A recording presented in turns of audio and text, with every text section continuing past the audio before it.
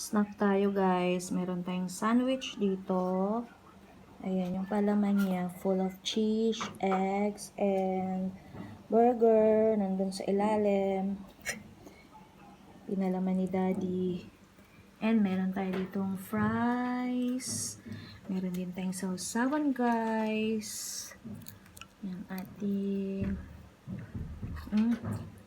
kawan. Harap ng pagkakagawa ni Daddy That is mine. Si Daddy ang nagawa. They cook for me.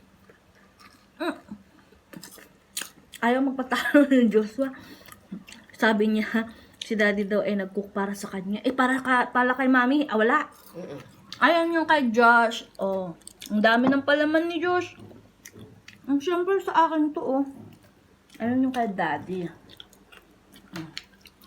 And yung coke natin hindi mawawala. Ang coke natin.